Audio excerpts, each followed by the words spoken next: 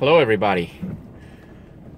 Just thought I'd do a really quick video here to talk about a subject that seems to be affecting a lot of people, and that has to do with worrying. It seems a lot of people worry about everything. Just even on this channel, I see some of the comments, people worrying about the Teflon coating on the rice cooker pans or pots that I've been using. They're worried about the flakes, but they're not worried about the Teflon.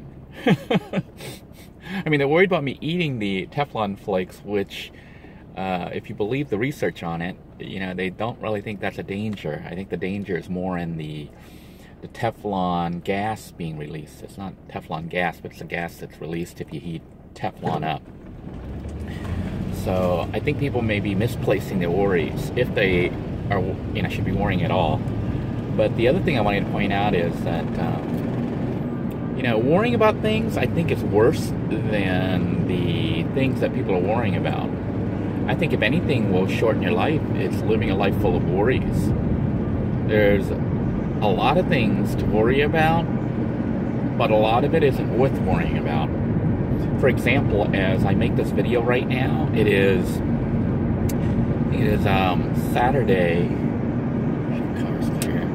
Saturday, March 31st, so tomorrow's April 1st.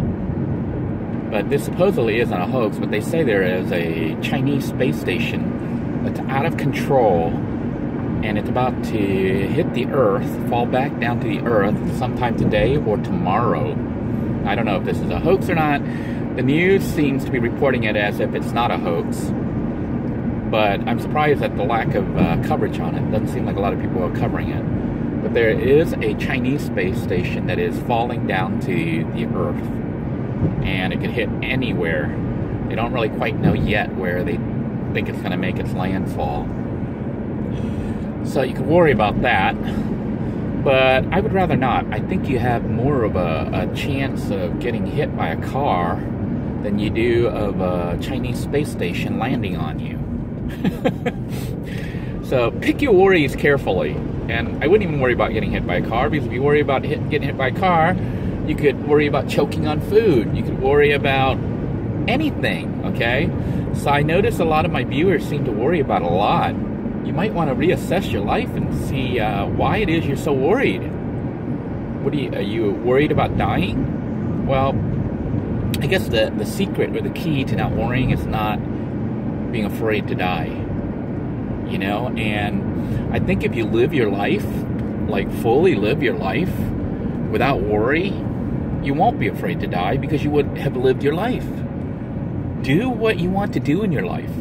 Be what you want to be. Become the person you want to become. Don't let fear stop you, because if you worry your whole life was full of worries. You know, and what are you worried about? Dying? So you spent a life with just the whole life worrying about everything. And you die with a life spent full of worries.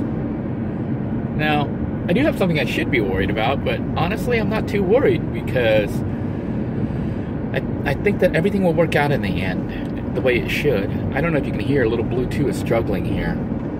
It's shaking and rambling, and was for a while, and it may still be doing, blowing like all sorts of smoke out the exhaust. What happened the other day was I filled up with gas, and it turned out, or I think it was bad gasoline. I don't know. I got the gasoline. The next thing I knew, I don't know if you can hear that, my car's having issues running right now. It's shaking and doing all sorts of stuff because I'm trying to burn off that gas. But anyhow, shortly after I filled up that gasoline, and I was on I-95, my car started not running so well. It was misfiring like crazy. And when I pulled off I-95, I was making so much smoke, it seemed like my car was on fire. Yeah. You've ever seen those cars on the road with like big, huge puffs of smoke all around them? That was me. So I barely got the car home, and it almost died, and decided to go fill it up with more expensive gasoline. So I paid for the 93% octane gas and mixed it in with what was bad. And it seems to be running better, but there's still smoke being generated, and the car is shaking and not doing so well. So I'm hoping to drive it around and burn off some more gasoline. Matter of fact, I'm getting ready to go pick up my children now, so maybe we'll stop by Walmart and I'll pick up some of the octane boost and add that in there to see if I can't clean up the gasoline and make it run smoother. Because it was like misfiring like crazy and just smoking, and I felt like the little blue tube was on its last leg. And the timing of everything is like really bad. I don't know if you recall my last cooking episode where I used Rusty Iron Band to cook. Rusty Iron Band was still a running vehicle, even though, you know, it had issues with the transmission not shifting and leaking coolant everywhere. You had to put coolant in it every time to drive somewhere. But it still ran and actually had working air conditioning. Well, I ended up selling that vehicle. I didn't sell it for much. I think I got like $400 for it. But I didn't ask. I only asked $450 for it. You know, not to let people know the issues with it.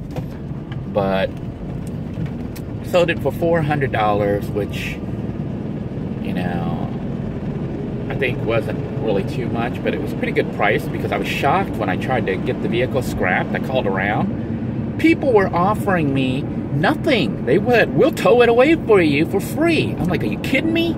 You want to take my car that's running and driving with working AC and a title, and you want it for free, and you want me to be thankful or grateful that you're hauling it off for me? You're kidding me. And then one company kept offering me $59 for it. And then when I turned that down, originally they offered $52. When I turned it down, they said the highest they could give me was $59. And then they kept bugging me. I said, I sold it already, so quit bugging me.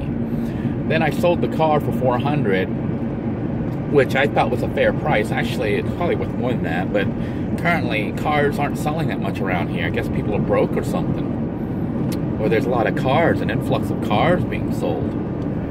But long story short, I got that money, so I'll be able to make the child support payments and pay Walter's the rent. You know, I mean, that doesn't, $400 doesn't cover it all. I'll have to pull some from my reserve savings, what little I have left, and make those payments. But that was certainly helpful, as well as the licensing for one of my videos to appear, you know, in that independent film. I think it's so. Between those two, I have some money, so you can see I'm not too worried even now. You know, I'm currently not working. Uh-oh, car just died. Okay, I'm at a light. Car is dying. I better not die. Come on, car, don't die on me. Yeah, it's running like crap, so I'm putting it in neutral.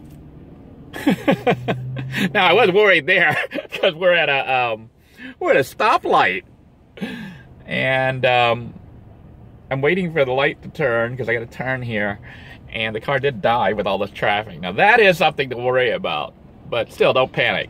I've got the car in neutral right now to make it easier on the idle. So this gas is, you know, still bad, and the car died, but at least it got me to my destination for now. So I'm gonna go ahead and sign off because I may have to deal with this as an emergency situation. Okay, we'll put it in drive. See, we're shaking and going crazy, but it is running. As long as I can get it out of the road, we're good, because that was a busy intersection. But as you can see, I'm still not worried, okay? Because the worst that can happen is I die. And when you consider all the crazy stuff that's happened to me and all the bad things, if you want to call it bad, maybe dying isn't such a bad thing, right? So, not that I'm in any rush to die. You know, I think life is still great. You know, it's still good to be alive. There's still a lot of nice things about life. And like, for example, I'm going to be seeing my kids today. You know, so that's something worth looking forward to and living for. In the meantime, I hope you're all staying safe, and take my advice to not worry so much. If anything, worry is what will kill you, not the actual item you're worried about. And even if it doesn't kill you, it sure will make your life not as pleasant as it could be. So, don't worry. Be happy, everybody. Take care.